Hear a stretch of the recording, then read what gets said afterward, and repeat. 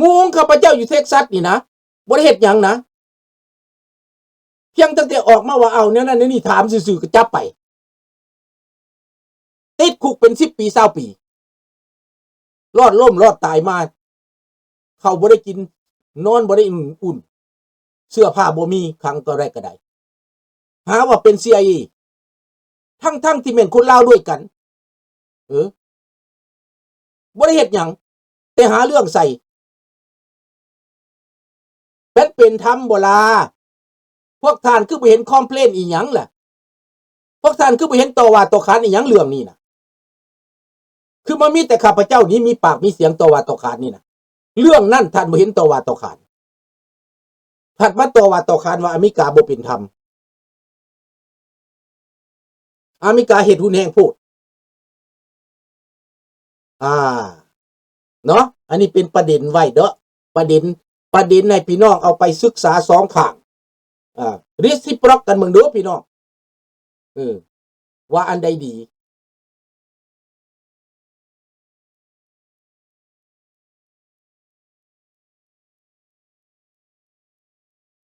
นั่นแหละพี่ซอมไมให้เบิ่งเอาเป็นหยังจะเป็นจังซั่นเพราะว่าเขาเบื่อเมาเจ้า Peace of Mind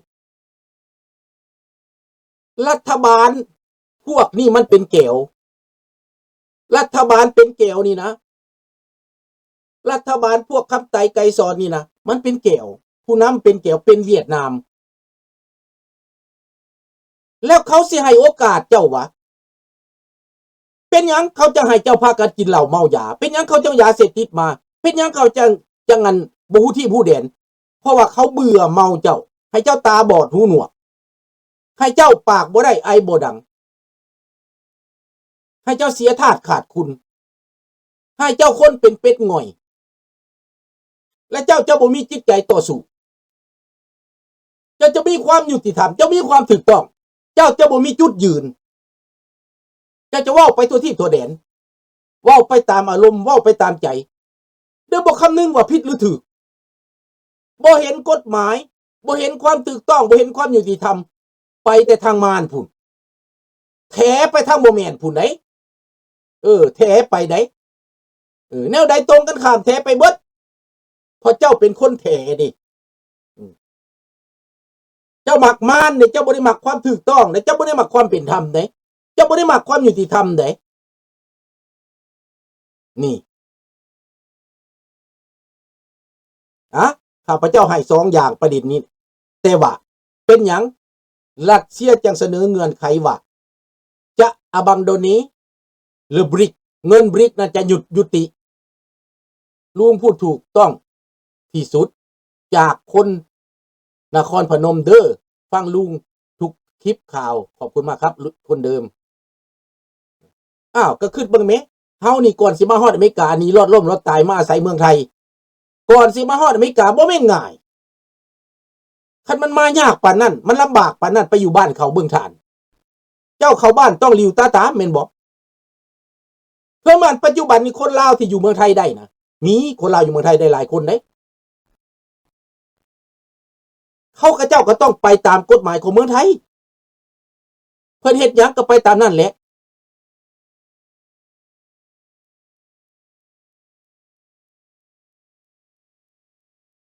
นี่พี่น้องดังนั้นปูตินยอมสละว่าบ่ใช้เงินบริกแล้วจะบ่เฮ็ดเงินบริกต่อต้านอเมริกาสวัสดีคำแก้ว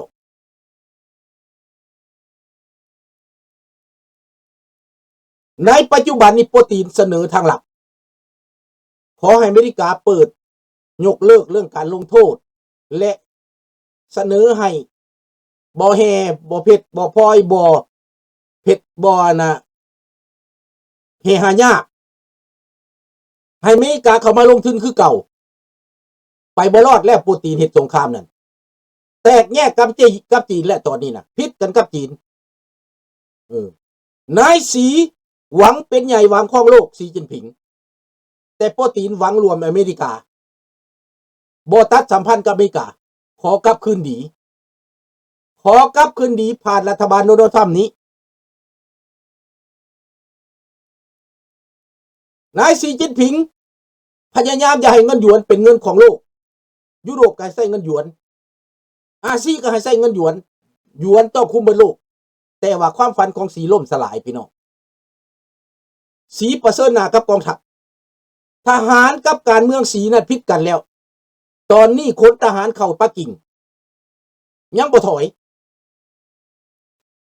รัสเซียได้โอกาสยุยงให้ทหารเอาคืนจัดการสีเพราะสีหักหลังในตอนนี้สีเย็นผิงกับปูตินนี่อาจจะปานคิมินกับปูนแล้วเดี๋ยวนี้นะปานบักลาอิ่มข้าวหลามนั่นมั้งในตอนนี้บักอิ่มน้อยก็ได้แต่น้องไห้ซนซานเพราะทหารตัวเองไปตายเป็นหลายหมื่นคนเศรษฐกิจล่มสลายนี่เอาเบิ่งดูพี่น้องแม่น้องธนพรอ้ายขึ้นว่าต้องเอาเหตุเอาผลในคนเฮานี่นะต้องเอาเหตุเอาผลในต้องเบิ่งเหตุเบิ่งผลได้ว่ารัฐบาลลาวจับอเมริกาเตะเข้าคุกนี่ครั้งจนตายคนที่ใดที่ไปอันฝ่ายโปรอเมริกันโดยบ่ได้เจตนานะนุ่งเครื่องบ่เว้าบ่หรือว่านิยมชมชอบบ่ถูกเอาไปกักขังโดยบ่มีเหตุผลโดยบ่ได้ไต่สวนจนตายจนล่มตายหายจากแต่เขาก็เจ้าได้คอมเพลนบ่ล่ะเจ้าได้ตัวว่าต่อขานบ่ไล่ลงแล้วครึ่งล้านตายอยู่ในลาวเจ้าเคยได้อ้าปากต่อต้านบ่เจ้าเคยได้เว้าบ่เจ้าเคยได้เว้าออกมาบ่เจ้าได้แสดงออกบ่มีบทบาทตัวใดแหละคนลาวเจ้าอยู่อเมริกานะคือมาเงียบปานหอยไข่แท้คือมามิดแท้แต่ว่าบาทอเมริกาจับเจ้ากับเมืองลาวนี่นะพากันห้องโหทะกะว่ารัฐบาลบ่ดีนักข่าวYouTube พากันเว้าเป็นขบวนสมน้ำหน้าพวกนี้เดี๋ยวก็ถูกจับคือกันพวกนี้นะอีสองผัวเมียที่มันเว้ากันอยู่เท็กซัสนั่นเดี๋ยว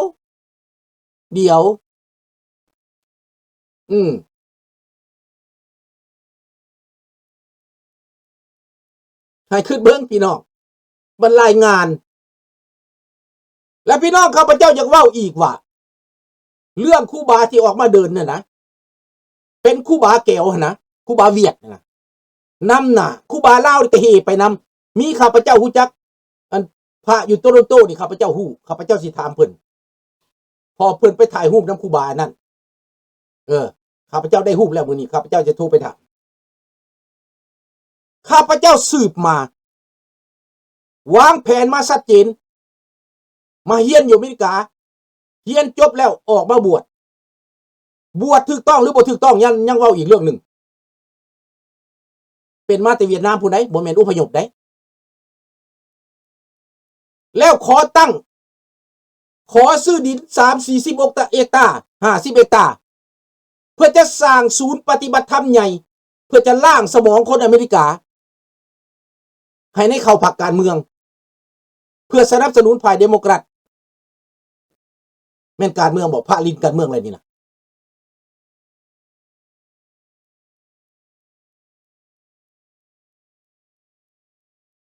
ขอแผ่เงินทั่วโลกเดี๋ยวนี้นะข้าพเจ้าขอให้รายงานอเมริกาไปกวดรายได้เลือกอินคัมพระพวกนี้มาแต่ใส่กวดทุกคนเงินนี่มาแต่ใส่แผนการหยังอเมริกาต้องเข่งขัดตัวนี้นะ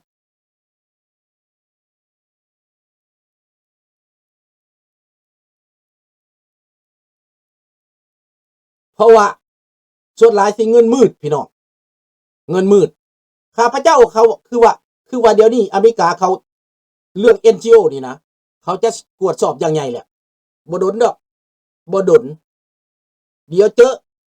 เรื่องนี้นะดังนั้นในเบื้องโลด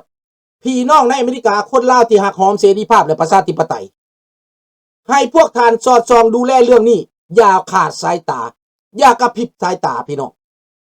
ถ้าบ่ซั่นพวกท่านอยู่อเมริกากะสิบ่ปลอดภัยพวกท่านอยู่อเมริกากะสิถูกมีเรื่องมีราว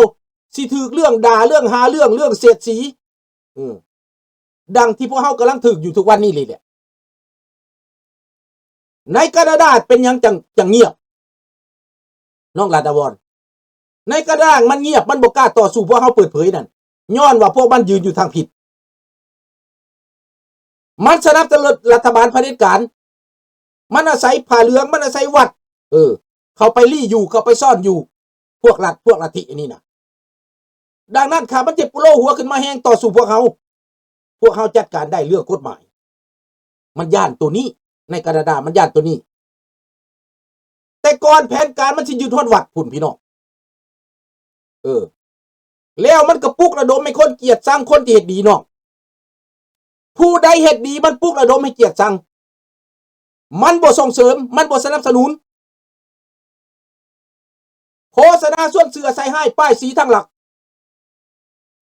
เบิดขบวนการพี่น้องคนเฮ็ดดีบ่ส่งเสริมเจ้าเสียดีปานใดก็บ่ส่งเสริมเงินลูกเดียวเงินซื้อจ้างได้เปลี่ยนใจได้เอาเงินมาซื้อโลดเลี้ยงหมูเลี้ยงเราเพื่อจะสร้างชื่อเสียงบทบาทไต่เต้าเข้าหารัฐบาลไต่เต้าเข้าหาไปหาคนสังคมต่างๆ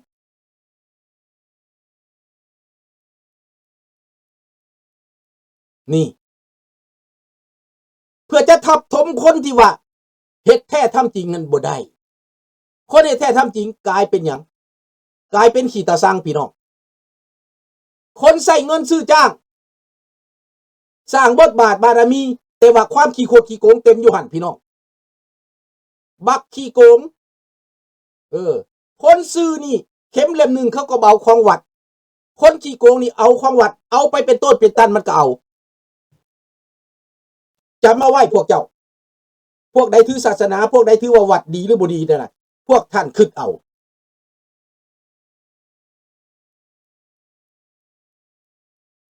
เจ้าคิดเบิ่งพี่น้องคนบ่ได้เอาหยังของวัดนี่นะเขาบ่มักเขาสั่งคนเอาให้วัดเฮาเป็นคนให้วัดนี่เขาสั่งเพราะว่าเฮาอยู่ฝ่ายเสรีเฮาอยู่ฝ่ายประชาธิปไตยแต่เขาอยู่ฝ่ายรัฐบาลอย่างจ้าแจ้งพี่น้องแลนนำทูตไปสนับสนุนทูตไปอยู่ไสแลนไปอยู่หั่นทูตมาตั้งอยู่ไสไปอยู่หั่นแลนไปแต่ว่าเขาเอาผลประโยชน์ของวัดไป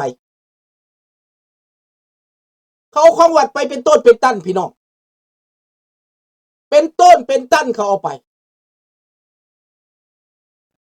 บ่มีไผเว้าบ่มีไผว่าตาบอดกันเบิดบ้านเบิดเมืองตาบอดกันเบิดบ้านเบิดเมืองพี่น้องเพราะว่ามันสะกดจิตผู้มีบารมีว่าซั่นแต่ว่าบ่ได้เฮ็ดหยังได้จกบาทนึงก็บ่ฮุดได้เป็นผู้มีบารมีสิเอาป้ายสาธารณรัฐประชาธิปไตยมาใส่วัดไว้ดูได้พวกเจ้าคิดเอาเบิ่งดูคิดเบิ่งถ้าเฮาบ่เว้าความจริงนี่คนในโลกนี่มันสิตาบอดเบิดต้องเว้ามันจะบ่มีสำนึกสมองมันเปื้อนเบิดแล้วเจ้าเข้าวัดก็จริงแต่สมองเปื้อนสมองบ่สะอาดมันบ่เคลียร์คุ้มเครือย่านบ่ได้ขึ้นสวรรค์ตายแล้วสิบ่ได้ขึ้นสวรรค์พี่น้องนี่ฟังเอาเงินไปให้พวกพระเหล่านี้ไปสร้างศูนย์กลางปฏิบัติคอมมิวนิสต์นะดังอยู่วัดวอชิงตันเอาเงินไปสร้างอยู่อินเดียนะแม่นศูนย์ปฏิบัติคอมมิวนิสต์พี่น้องเดี๋ยวนี้มันจะไปสร้างอีกบ่อหนึ่งอีกเพราะว่าอยู่วอชิงตันล้มเหลวมันสิไปรวมมือกับแก้วสร้างอยู่ไส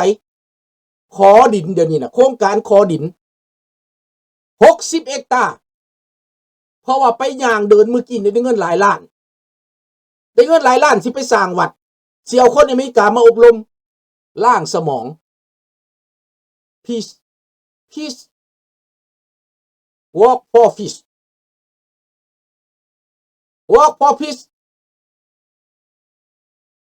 ฟังคักๆ anti democratic walk for communist เห็นบ่แตกต่างกันบ่พี่น้องแตกต่างกันบ่ถ้าจะเบิ่งพี่น้องถ้าเบิ่งความจริงนี่ถ้าบ่มีคนเว้านะมันจะบ่จักมันจะตาบอดหูหนวกมันจะปิดหูบังตาพี่น้องถ้าบ่เว้าข้าพเจ้าสังเกตมานี่นะ 50 ปีในชีวิตของข้าพเจ้านี่นะ